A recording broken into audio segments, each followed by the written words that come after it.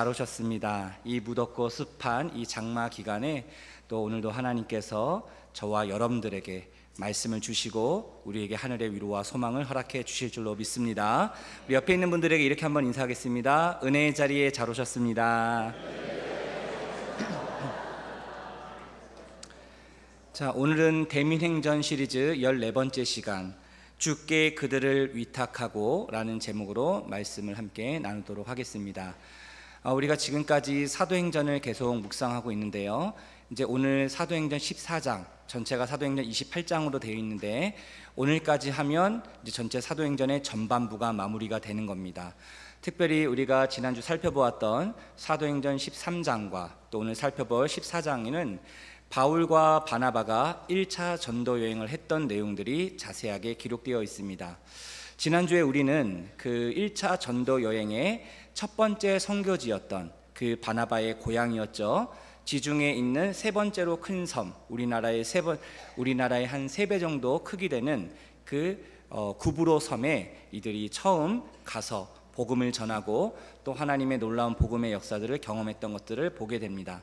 그리고 오늘 본문에 보면 이제 1차 전도 여행의 전반부가 마무리되는, 그리고 새로운 반환점이 되는 더베라는 그 지역에 있었던 그 복음의 사건들을 기록하고 있는데요, 이 더베라는 지역은 중요합니다. 왜냐하면 이제 지금까지 해왔던 전도 여행을 마무리하고 그리고 잠깐 숨을 고르고 다시금 또 나아가야 될 새로운 방향을 결정하는, 그런 사도 바울이 새로운 그 전도 복음을 위해서 나아가야 될 그 방향을 결정해야 되는 그런 자리였기 때문에 그렇습니다. 다시 말하면, 쉽게 말하면 1차 전도여행의 전반부가 끝나고, 전반전이 끝나고 이제 후반전이 시작되는데 어디로 가야 할 것인가, 무엇을 해야 할 것인가, 이것을 결정해야 하는 자리가 바로 이 더베 지역이었습니다. 여러분, 만약에 해외로 여행을 여러분들이 이제 간다고 생각해 봅시다. 이번 또 여름에 또 여러 가지 또 휴가 일정들이나 여러 가지 있을 텐데요, 여러분들이 어떤 여행을 갔는데 그 도시 지역에 갔는데 기대하는 마음으로, 또 들뜬 마음으로 그 여행을 갔을 것인데 거기서 예기치 못한 그런 강도를 만나 그리고 큰 피해를 입었다라고 생각해 보십시오. 그리고 즐겁고 행복해야 될 그 여행 도중에 사람들이 계속 인종차별을 하고, 해외 나가면 그런 경우들이 많이 있다라고 합니다. 동양인이라고 비하하고 인종차별하고 그렇게 조롱하고 핍박하는 그런 경우들이 있다고 해요. 만약에 내가 그런 어려움을 겪었다라고 한다면, 만약에 여러분들 그 여행을 끝나고 다시 돌아왔었을 때 나중에 여러분에게 내가 그렇게 힘들고 어려웠던 그 여행 지역, 그 도시, 그 지역, 그 마을을 다시 가자고 한다면 여러분 그곳에 가시겠습니까? 모를 때는, 그죠? 모를 때는 그냥 기대하는 마음으로, 설레는 마음으로 갈 수 있지만 그곳이 어떤 곳인지, 얼마나 힘들고 어려운 곳인지를 알게 되면 그 불구덩이 속으로 들어가는 사람은 거의 없을 겁니다. 자, 그런데 놀라운 사실은 오늘 본문에 보니까 이 바울이 그런 위험천만했던 그 힘들고 어려운 그 불구덩이 속으로 이 바울이 가기로 결정을 했다라는 거예요. 상식적으로 보면 잘 이해가 되지 않는 것입니다. 내가 가고자 하는 그곳이 뻔히 어려움이 있을 걸 알아요. 나를 싫어하고 나를 대적하고 나를 죽이려고 하는 사람들이 그곳에 있습니다. 그럼 여러분 같으면 그곳에 가겠습니까? 저라도 가지 않을 것 같아요. 그렇게 위험한 곳, 힘든 곳 가지 않을 것 같습니다. 하지만 바울은 어떤 이유에서인지 모르겠지만 그곳을 가기로 결정을 했다라는 거예요. 지금 여러분 1차 전도 여행의 반환점이 되는 이 더베 지역에서 이 안디옥 교회를 이제 다시 돌아가야 되는데 가장 좋은 길, 가장 최단 거리, 상대적으로 안전하고 편한 길은 어디였냐면 이 더베라는 지역에서, 소아시아 지역에 있는 이곳에서 동쪽으로 가면 어떤 곳이 나오냐면 이 바울의 고향인 다소라는 지역이 나옵니다. 그동안 수고했잖아요. 성경학자들에 의하면 이 1차 전도 여행은 한 2년여에 걸쳐서 진행이 되었다고 합니다. 그럼 반으로 딱 자르면 한 1년 동안 지금까지 낯선 곳에 가서, 아무도 모르는 곳에 가서 복음을 전하고 교회를 세우고 성도들을 세우며 그 핍박자들의 그런 고난과 어려움 속에서도 주님 주신 그 사명을 감당하며 여기까지 온 거예요. 그럼 이제 뭐 하고 싶어요? 좀 쉬고 싶지 않습니까? 이 정도 했으면 좀 쉴 수 있잖아요. 고향에 가서 좀 쉬었다가 그곳에서도 복음을 전하고 그리고 안디옥 교회로 돌아가면 가장 좋은 빠른 지름길이었습니다. 그런데 바울은 그 편안하고 빠른 그 지름길을 선택하지 않고 다른 길을 선택했다라는 거예요. 그래서 오늘 본문에 보면 자신에게 큰 박해와 살해 위협을 했던 그 유대인들이 여전히 있는 그 루스드라, 이고니온, 비시디아, 안디옥을 바울이 다시 돌아갔다라고 이야기를 합니다. 여기서 우리는 이런 질문을 해볼 수 있어요. 왜 바울은 자기의 목숨을 걸고 생명을 걸고 먼 길로 돌아가는 선택을 했을까? 그 위험천만한 불구덩이 속으로 왜 들어갔던 것일까? 도대체 바울은 돌아가는 길에 무엇을 하려고 했던 것일까? 오늘 우리 본문 말씀을 통해서 바울이 1차 전도 여행의 후반부를 시작하면서 아주 중요하게 여겼던 세 가지 선교 사역들을 살펴보면서 그 은혜를 나누고자 합니다. 그렇다면 첫 번째로 이 바울이 돌아가면서 감당하려고 했던 그 중요한 사역은 무엇이었는가? 바울은 복음으로 나온 성도들을 양육하는 데 힘썼다는 겁니다. 저를 한번 따라해 주시기 바랍니다. 복음으로 나온 성도들을 양육하는 데 힘썼습니다. 오늘 본문 21절과 22절 말씀인데요, 같이 함께 읽어보도록 하겠습니다. 복음을 그 성에서 전하여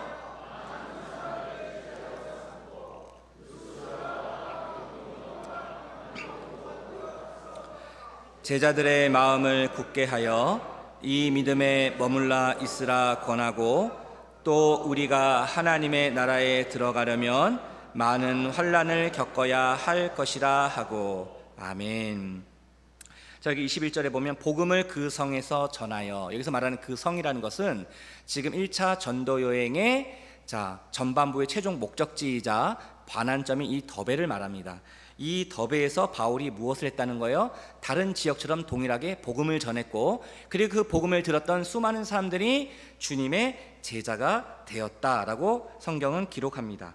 그리고 그 이후에 보니까 이 바울이 루스드라, 이고니온, 안디옥으로 돌아갔다라고 얘기합니다. 이것은 이미 바울이 그 전에 그 지역에 머물며 그 복음을 전했던 곳이에요. 교회를 세우고 성도들을 세웠던 곳이었습니다. 그런데 이 세 지역들은 하나님이 주신 그 은혜로 말미암아 놀라운 하나님의 역사들을 보기도 했지만 여전히 바울을 대적하는 그런 대적자들이, 원수들이 여전히 있었던 그런 곳이었고, 이 바울이 고난의 행군을 했던 그런 곳이었습니다. 그럼 구체적으로 이 세 지역에서 이 바울이 어떤 고난을 당했는가, 어떤 아픔을 당했는가 간략하게 살펴보면요, 먼저 이 더베 지역에서 역순으로 가니까 가장 먼저 갔던 이 루스드라 지역, 이곳은 어떤 곳이었냐면 유대인 무리들이 이 그 주변에 있는 사람들을 선동해서, 충동해서 바울에게 집단적으로 돌을 던졌던 것입니다. 여러분, 스데반에 순교했던 그 장면 기억나시죠? 스데반이 돌에 맞아 순교를 했던 것처럼 이 주변에 있는 사람들이 이 바울을 향하여 집단적으로 돌을 던졌던 곳입니다. 그래서 바울이 피를 흘리고 쓰러지자 바울이 죽은 줄 알았던 거예요. 그래서 거기 있는 사람들이 이 바울을 성 바깥으로 내버려 버렸던 곳, 바로 그곳이 바로 이 루스드라였습니다. 하지만 그 하나님의 전적인 은혜로 말미암아 이 바울이 다시금 기력을 회복하고 다시금 살아나게 됐던 곳입니다. 그리고 그 전에 있는 이고니온은 어떤 곳인가? 유대인과 관리들이 바울과 바나바를 모욕하고 돌로 치려 했던 그런 박해가 심했던 곳이고, 그리고 그 다음에 했던 이 비시디아 안디옥은 이 유대인들이 귀부인들과 그런 신의 유력한 자들을 선동해서 이 바울과 바나바를 박해하고 핍박하고 쫓아냈던 곳이 바로 이 비시디아 안디옥이었습니다. 루스드라, 이고니온, 비시디아 안디옥, 이 모든 세 지역마다 누가 있었다는 거예요? 이 바울을 박해하고 핍박했던 그런 자들이 있었다라는 것이죠. 그런데 왜 바울은 이런 자기를 대적하는 원수들이 있는 이곳을 향하여 자기의 생명을 걸고 목숨을 걸고 그곳에 다시 가야만 했던 것일까? 그 이유가 무엇인가? 그 이유는 왜냐하면 바울은 영적 아비의 심정으로, 영적 부모의 마음으로 복음으로 나았던 성도들을 다시 만나고 싶었기 때문에 그렇습니다. 여러분, 만약에 어떤 부모가 이제 자녀를 낳았습니다. 자녀를 출산했습니다. 그런데 부득이하게 어떤 어려운 문제가 생겨서 그 어린 핏덩이를, 그 어린 자녀를 누구에게 맡기고 잠시 멀리 떠나야 한다라고 생각해 봅시다. 그러면 그 부모의 심정이 어떻겠습니까? 그 부모의 마음이 어떻겠어요? 그 가슴이 미어지지 않겠습니까? 그 어린 핏덩이, 그 어린 자녀를 두고 떠나야만 하는 그 안타까운 심정이 이 부모에게 있다라는 것이죠. 그러면 이 부모의 마음이 어떨까요? 그 자녀를 떠나는 그 순간부터 계속 그 부모의 마음에는, 그 생각에는 자녀로 가득 차 있을 겁니다. 그리고 계속 자녀를 생각하겠죠. 그 자녀가 아프지는 않은지, 잘 지내고 있는지, 그리고 먹을 것은 잘 먹고 있는지, 그리고 계속 걱정하고 염려하고 하루빨리 그 자녀를 만나고 싶어 할 겁니다. 지금 바로 이 사도 바울의 심정이 그와 같다라는 것이죠. 바울이 곳곳마다 복음을 전하고 그 복음을 들었던 그 백성들이 그 주님의 제자로 새롭게 거듭나게 되었어요. 그런데 그 지역에 이 바울을 죽이려고 하는, 핍박하는 자들이 있으니까 오래 머물 수 없는 겁니다. 그러니까 어쩔 수 없이 발길이 떨어지지 않지만 다른 지역으로 갈 수밖에 없는 그런 바울의 상황이었던 거예요. 그런데 이 마지막 이 더베 지역에서 어디로 가야 할까 고민을 하다가 성령께서 이 바울의 마음 가운데 어떤 마음을 주신 거예요? 그 전에 복음을 전했던, 복음으로 나왔던 그 성도들에게 가라는 그런 마음을 주신 것이죠. 그래서 그 불구덩이 속으로 이 바울은 갔던 것입니다. 그렇다면 바울은 이곳에서 성도들을 만났고 그곳에서 무엇을 했을까? 자, 오늘 읽었던 22절 본문 말씀에 보시면 여기서 바울은 성도들에게 세 가지 권면을 합니다. 자, 22절 말씀을 보시면 첫 번째로 제자들의 마음을 굳게 하여, 그리고 두 번째로 이 믿음에 머물러 있으라, 세 번째로 하나님 나라에 들어가려면 많은 환난을 겪어야 할 것이다 라고 권면을 합니다. 여러분 생각해 보십시오. 이 당시 성도들은 어떤 성도들이었어요? 이제 막 개척교회 성도들입니다. 복음을 들은 지 얼마 안 된 그런 성도들이에요. 근데 그들이 무엇을 본 거예요? 자기들에게 복음을 전해줬던 이 바울과 바나바가 핍박받는 모습을 본 겁니다. 돌에 맞아 죽어가는 피 흘리는 그런 모습들을 본 겁니다. 들은 겁니다. 그러니 이들 성도들 마음 가운데 그 두려움과 그리고 그 마음 가운데 그 여러 가지 힘든 부분들이 있었겠죠. 그런 것들을 이 바울이 봤던 겁니다. 그래서 여전히 불안해하고 두려워하는 그 성도들의 마음을 굳건하게 하고 강건하게 하고 어떠한 고난 속에서도 흔들리지 않는 그런 굳건한 신앙을 가질 수 있도록 하기 위해서 이 바울이 지금 이곳에 왔던 것이죠. 여러분 생각해 보십시오. 그 당시 성도들이 다시는 못 볼 줄 알았던 이 사도 바울 선생님을 다시 보는 순간 얼마나 기쁘고 얼마나 행복했을까요? 다시는 못 볼 줄 알았는데 그 사도 바울 선생님이 오시는 그 모습을 보면서, 그리고 그 사도 바울 선생님이 하는 그 말씀을 들으면서 이 성도들은 큰 힘과 위로와 소망이 되었을 겁니다. 사랑하는 성도 여러분, 걱정하지 마십시오. 안심하십시오. 주님이 우리와 함께 하십니다. 주님이 여러분들의 주인 되십니다. 주님께서 이 모든 고난과 핍박 속에서도 우리를 지키시고 보호하시고 믿음으로 승리하게 하실 것입니다. 이런 바울의 권면과 이 말씀을 들으며 그 당시 개척교회 그 성도들이 얼마나 큰 힘이 되었을까 저는 생각해 봅니다. 이것을 오늘말로 말하면 이 성도들은 그 바울에게 집중적으로 제자 양육 훈련을 받았다고 할 수 있습니다. 오랜 기간은 아니지만 그 바울이 그곳에 머물면서 여전히 주변에 있는 대적들이 있어요. 나를 죽이려고 하는 자들이 있어요. 그러니 바울이 마음껏 드러내놓고 다니지는 못했을 겁니다. 숨어서 그 동선을 움직였을 것이고 이 성도들을 몰래 만났을 겁니다. 근데 이 바울이 성도들을 만날 때마다 그 말씀으로 양육하고 그리스도의 참된 제자로 그리스도인으로 나아갈 수 있도록 끊임없이 반복하여 교육을 했다라는 것이죠. 그래서 바울은 22절 상반절의 말씀에 보면 자, 이 복음으로 나온 성도들을 뭐라고 부르냐면 성도라고 부르지 않습니다. 뭐라고 부르냐면 제자라고 부릅니다. 자, 22절에 보면 거기 뭐라고 그래요? 제자들의 마음을 굳게 하여. 여전히 연약하고 부족한 성도들이었어요. 이제 복음을 들은 지 얼마 안 된 새신자들이었어요.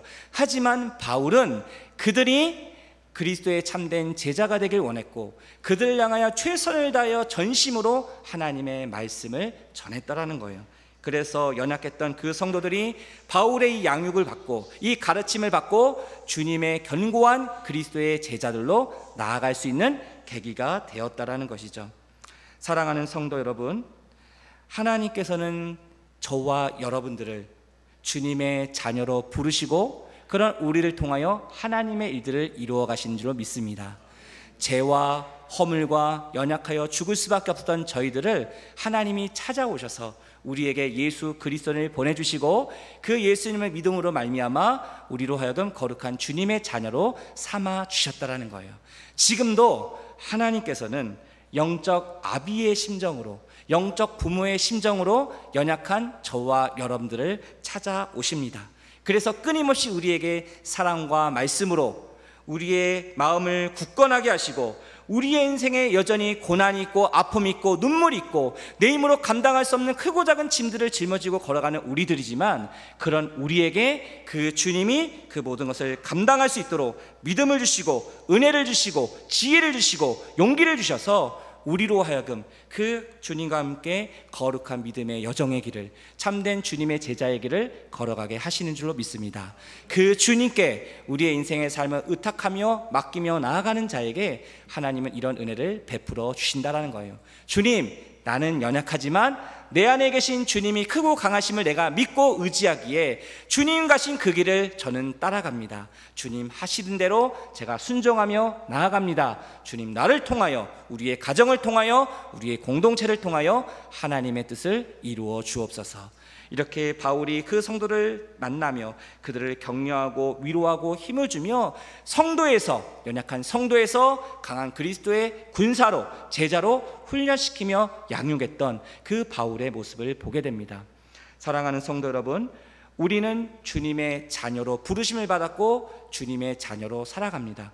그러면 어린 아기가 태어났으면 건강하게 자랄 수 있도록 부모의 양육을 받고 돌봄을 받아야 되는 것처럼 우리도 양육을 받아야 됩니다. 하나님의 말씀으로, 하나님의 기도로 우리의 믿음의 장성한 분량에 이르기까지 자라갈 수 있는 그런 은혜를 우리는 받아야 된다는 것이죠.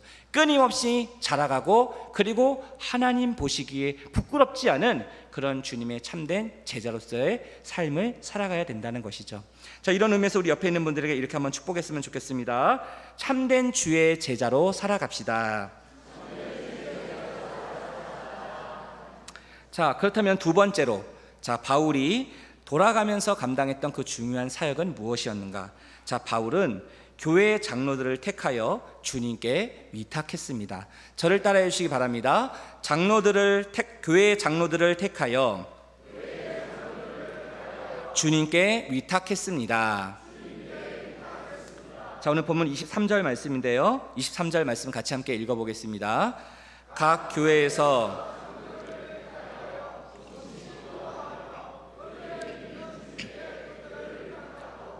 아멘. 자, 여러분, 바울이 돌아가면서 안디옥 교회로 귀환하면서 전에 들렸던 그 지역마다 거기에서 성도들을 만나며 그들이 제자, 주님의 참된 제자가 되기 위해서 양육에 힘썼다고 그랬어요. 권면하고 가르치고 양육에 힘썼어요. 그리고 난 다음에 이제 이 바울이 했던 두 번째 중요한 것은 무엇이었냐면 세워진 그 교회의 지도자를 세우는 거였습니다. 바로 그 교회의 장로들을 세우는 것이었습니다. 근데 여기서 우리가 한 가지 주목할 것은 그 개척교회의 성도들, 그리고 그들 가운데 지도자로 세워졌던 이 장로라는 이 사람들이 복음을 들은 지 얼마 안 된 새신자 성도들이었다는 거예요. 아직은 연약한 자들이었다는 거예요. 그럼에도 불구하고 이 바울은 그 교회의 지도자를 세워서 함께 여기에 보니까 금식 기도하며 하나님의 은혜를 충만하게 받게 하고 그들로 하여금 그들이 믿는 그 주님께 그들을 위탁했다라고 얘기합니다. 위탁했다라는 것은 무엇이냐면 전적으로 모든 것을 맡겼다라는 거예요. 바울이 그 주님께 이 연약한 장로들을, 지도자들을 누구께 위탁했다는 거예요? 주님께 위탁했다라는 거예요. 그로 하여금 이 지도자들이, 이 장로들이 자기의 인생의 삶을 주님께 의탁하고 주님께 맡기고 내 삶의 주권과 모든 삶을 주님께 의지하며 신뢰하며 나아갈 수 있도록 그들을 격려하고 그들을 지지하고 그들을 훈련시켰다라는 겁니다. 하지만 바울은 그 모든 인생의 상황 속에서 어떻게 이런 어려운 결정을 할 수 있었는가? 이제 곧 있으면 바울도 이곳을 떠나가야 돼요. 떠나가기 직전에 이 바울이 했던 것은 무엇입니까? 하나님이 세우라고 하신 그 장로들, 지도자들을 주님께 위탁했다라는 거예요. 어떻게 이런 연약한 자들을 주님께 온전히 맡길 수 있었는가? 바울이 먼저 그런 삶을 경험했기 때문에 그렇습니다. 여러분, 바울의 인생의 삶이 어떤 삶이었어요? 그 수많은 인생의 고난 속에서도 어떻게 해요? 자신의 삶을 주님께 위탁하는 삶을 살았던 자가 바로 이 바울이었다는 거예요. 바울도 연약하고 부족한 자였어요. 하지만 그럼에도 불구하고 이 바울은 어떠한 상황 속에서도 자신을 죽이려는 원수 대적들이 있음에도 불구하고 모든 계획이 틀어지는 그런 상황 속에서도 자기의 육신에 질병이 걸렸던 그런 연약한 상황 속에서도 주님을 신뢰하고 그 모든 사역을 포기하지 아니하고 온전히 주님의 그 길을 따라갔던 사람이 바로 바울이었다는 것이죠. 다시 말하면 바울은 모든 자기의 인생의 삶을 주님께 위탁하고 온전히 맡김으로 인하여 주님께서 역사하시고 일하시고 치유하시고 놀라운 생명과 구원의 역사를 이루게 하셨던 그 주님을 경험했던 자였다라는 거예요. 이미 바울 자신이 주님께 위탁하는 삶을 통하여 주님의 역사하심을 경험했기에 이 바울은 그곳을 떠나면서도 안심하며 주님께 그 모든 것을 그들에게 맡기며 나아갈 수 있었다라는 것이죠. 사랑하는 성도 여러분, 우리도 인생을 살다 보면 고난이 오고 아픔이 오고 예상하지 못했던 인생의 크고 작은 어려움들을 만날 때가 있습니다. 그러면 우리가 어떻게 돼요? 위축됩니다. 우리 마음속에 걱정, 근심, 두려움, 또 무력감과 우울함, 이런 것들이 밀려올 때가 있어요. 그럼 어떻게 됩니까? 모든 것을 내려놓고 포기하고 싶을 때가 있어요. 지금 내가 하는 이 모든 것이 아무런 의미가 없는 거예요. 가치가 없는 거예요. 그냥 모든 것을 내려놓고 포기하고 싶은 그런 우리의 인생의 깊은 절망의 밤을 만날 때가 있다라는 것이죠. 제가 이렇게 목장 신방을 하면서 우리 많은 성도님들의 이야기를 듣다 보면 지금까지 그 인생의 여정의 길을 걸어오면서 정말 하나님의 은혜가 아니었다라면 지금 내가 이 자리에 있을 수 없다라는 그 하나님의 은혜를 고백하시는 분들이 정말 많습니다. 육체적인 질병 때문에, 그런 경제적인 어려움 때문에, 그런 관계에 깨어지고 어려움 때문에, 그런 여러 가지 인생의 크고 작은 어려움 때문에 우리의 마음이 흔들리고 우리의 신앙을 완전히 내려놓고 포기하고 싶은 그런 인생의 어려움에 만났던 그런 적이 있었다라는 것이죠. 근데 은혜는 무엇입니까? 그런 우리의 인생의 어려움 속에서도 그 하나님이 찾아와 주셔서 우리로 하여금 자비와 긍휼을 베풀어 주시고 다시금 하나님이 사랑해 주시고 포용해 주시고 용서해 주시고 우리를 안아주셔서 다시금 주님의 자녀로서의 삶을 살아갈 수 있게 되었다라고 고백하시는 성도님들이 참 많이 계셨습니다. 혹시 이 자리 가운데서도 여전히 고통과 아픔과 또 그 눈물 가운데 그런 인생의 깊은 밤을 통과하고 계시는 분이 계십니까? 바라기는 오늘 이 바울처럼 주님께 우리의 삶을 위탁하며 온전히 맡길 수 있게 되기를 간절히 소망합니다. 주님께서 내 삶의 주인 되십니다. 그러니 주님, 나의 삶을 책임져 주시옵소서. 나의 모든 삶을 주님께 의탁하오니 주님, 나의 모든 인생의 삶을 주님께서 다스려 주시고 가장 좋은 길로 인도해 주시옵소서. 주님께 우리의 자녀들을 위탁하며 맡길 때 주님께서 우리의 자녀들의 신앙과 삶을 책임져 주실 줄로 믿습니다. 주님께 우리의 건강을 위탁하며 맡길 때 주님께서 치유와 회복을 허락해 주실 줄로 믿습니다. 주님께 우리의 가정을 위탁하며 맡길 때 주님께서 우리의 닫혀져 있는 그 복음의 문을 열게 하여 주실 줄로 믿습니다. 우리의 인생의 삶은 우리의 인생의 삶의 주인이 누구이냐, 그것을 정의하는 것에서부터 시작이 됩니다. 내 삶을 통치하시고 다스리시는 내 삶의 주인이 내가 아니라 바로 주님이심을 고백하며 그 주님께 위탁하며 모든 것을 맡기는 자에게 주님은 지금도 살아계셔서 우리를 통하여 역사하시고 일하시고 치유하시고 놀라운 생명과 구원의 역사를 이루어 주실 줄로 믿습니다. 이 귀한 은혜가 우리 가운데 있게 되기를 간절히 소망합니다. 우리 옆에 있는 분들에게 이렇게 한번 축복합시다. 주님께 우리의 삶을 위탁하며 맡깁시다.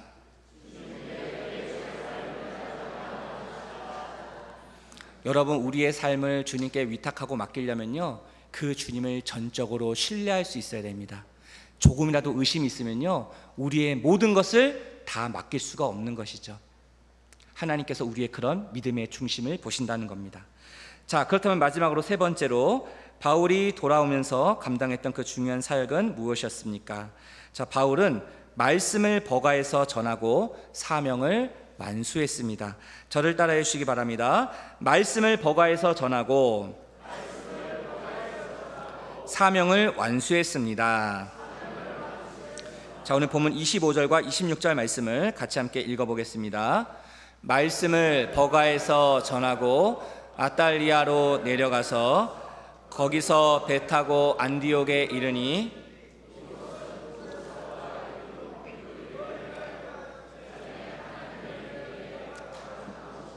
아멘. 자, 여러분, 이제 사도 바울이 1차 전도행 이제 모든 전반부를 끝내고 돌아오는 그 후반부 일정을 하면서, 자, 이 버가라는 지역에 와서 말씀을 전했다라고 말씀에는 간단하게 나와 있지만, 사도 바울에게 있어서 이 버가라는 지역은 아주 의미 있는 곳이었습니다. 아주 중요한 곳이었습니다. 왜냐하면 바울이 1차 전도여행을 하면서 가는 마을 지역마다 모두 한결같이 복음을 전했고 교회를 세우고 성도들을 세웠어요. 근데 유일하게 복음을 전하지 못했던 그 지역이 바로 이 버가라는 지역이었어요. 처음에 시작할 때는 여기서 복음을 전하지 못했어요. 하지만 다시 돌아오는 길에 하나님께서 이곳으로 인도해 주셔서 이곳에서 복음을 전하며 비로소 사도 바울은 모든 지역마다 복음 전도의 사명을 완수하는 그런 기쁨을 누리게 됩니다. 실제로 여기 성경에 보시면 이 사도 바울이 이 버가라는 지역에 처음에 왔었을 때 구부라는 섬에서 배를 타고 소아시역 남쪽에 있는 이 버가 지역에 왔었을 때 어떠한 일이 있었냐면, 자, 여러분, 이 1차 전도 여행에 선교팀을 이루었던 사람은 3명이라고 그랬습니다. 바울과 바나바와 수행원 마가 요한, 이 3명이 한 팀을 이뤄서 이 전도 여행을 시작했는데, 자, 배를 타고 이 버가라는 지역에 왔는데 문제는 무엇이었느냐? 이 수행원 마가 요한이 집으로 돌아가 버린 거예요. 선교 도중에 중간에 이제 소아시아 지역의 이 대륙에 도착해서 본격적으로 선교 사역을 해야 되는데 3명 중에 1명이 이탈을 해버린 겁니다. 무단으로 이탈을 해버린 겁니다. 아마도 많은 성경학자들은 이 마가가 왜 이탈을 했는가, 왜 집으로 돌아갔는가, 제가 지난주 말씀드렸지만, 자, 사도행전 13장 9절에서 성경은, 자, 이 이방 선교의 선교팀의 대장을 이제 바나바에서 바울로 그것을 전환을 시킵니다. 그러니까 이 선교팀의 팀장이 처음에는 바나바였지만 나중에는 바울로 바뀌어지게 되는 것이죠. 근데 이 마가 요한이 바나바의 조카였습니다. 바나바의 조카인 이 마가가 봤었을 때 선교팀장이 자기 삼촌에서 이 바울로 바뀌게 된 것이거든요. 그러니까 이것으로 인한 갈등이 있었을 것이고 문제가 있었을 것이다. 그래서 성경학자들은 이렇게 추측을 합니다. 그래서 그 선교팀 안에 분열이 일어나게 됐고, 그리고 이 버가라는 지역에서 이 사울이 풍토병을 얻게 되었을 거라고 얘기를 합니다. 사도 바울이 여기 성경에 보면 자기 안에 육체의 가시가 있었다라고 얘기하거든요. 그것이 어떤 질병인지는 명확하게 나와 있지 않습니다. 그것이 뭐 어떤 학자는 간질병이다, 풍토병이다, 여러 가지 병명을 대지만 정확하진 않습니다. 하지만 중요한 것은 이 바울이 이곳에서 그런 질병을 얻게 되었을 것이다 라고 이야기를 합니다. 이것을 미루어 종합해 보면 이 버가라는 지역에서 왜 복음을 전하지 못했는가, 왜 처음에는 복음을 전하지 못했는가, 선교팀 안에 분열이 있었고 그 바울 안에 육체적인 질병이 있었다면 복음을 온전히 전하는데 어려움이 있었을 거예요. 그러면서 그 이후에 바울은 계속해서 하나님의 인도하심을 따라 복음을 전하며 나아갔는데 여전히 그의 마음속 한켠에는 뭐가 남아있는 거예요? 이 버가라는 지역에서 복음을 전하지 못했던 그런 마음의 찜찜함이, 그런 아쉬움이 남아 있었다라는 것이죠. 그 하나님의 놀라운 복음 전도의 구원 사역을 이루는데 한 조각의 퍼즐 조각이 빠져 있었습니다. 근데 그것을 돌아오는 길에 바로 이 버가라는 지역에서 복음을 전하고 말씀을 전하고 비로소 그의 모든 복음 전도의 사명을 완성할 수 있었다라는 것이죠. 사랑하는 성도 여러분, 이제 말씀을 마무리하겠습니다. 바울의 이 1차 전도 여행은 약 2년여에 걸쳐 진행이 됐는데, 인간적인 눈으로 보면 이 모든 전도 여행의 순간순간은 극심한 고난과 고통과 아픔과 눈물과 그 상처가 있었던 그런 악전고투의 위험한 여정이었어요. 인간적인 눈으로 보면 그렇습니다. 하지만 하나님의 관점으로, 믿음의 관점으로 보면 이 바울의 전도 여행을 통하여 하나님은 최초로 이 이방 선교의 문을 여셨고, 놀라운 구원의 역사와 그 소아시아 지역의 교회와 성도들을 세우고 그 제자로 주님께 나아가는 그런 놀라운 풍성한 은혜의 결과들을 맺게 되었다라는 것이죠. 바라기는 오늘도 주님께서 우리를 통하여 원하시고 기뻐하시는 그 참된 믿음의 길을 걸어갈 때 인간적인 눈으로 보면 고통이 있고 아픔이 있고 눈물이 있을 수 있습니다. 하지만 그런 우리의 삶에 주님께서 찾아오셔서 우리의 연약하고 부족한 우리의 인생이지만, 우리의 삶이지만, 우리의 인생의 삶을 온전히 주님께 위탁하고 모든 것을 주님께 맡기며 나아갈 때, 주님, 나의 삶을 주님께 드립니다. 나는 연약하고 부족하지만 나의 약함을 통하여 주님의 강함이 드러내길 원합니다. 불가능을 가능케 하시고 모든 상황을 역전시키시는 그 주님이 바로 나의 하나님이 되심을 내가 믿습니다. 오늘도 그 주님을 의지하고 신뢰하며 나아갈 때 주님, 나의 삶을 통하여, 우리의 가정을 통하여, 우리의 공동체를 통하여 놀라운 하나님의 역사들을 이루어 주시옵소서. 지금도 주님이 살아계심을, 주님이 역사하심을 우리의 삶을 통하여 드러내게 하여 주시옵소서. 이런 귀한 믿음의 고백이 저와 여러분 삶 가운데 임할 수 있게 되기를 간절히 소망합니다. 우리 마지막으로 옆에 있는 분들에게 이렇게 한번 축복하겠습니다. 주님께 맡길 때 주님이 역사하십니다. 여러분이 사실 믿으십니까?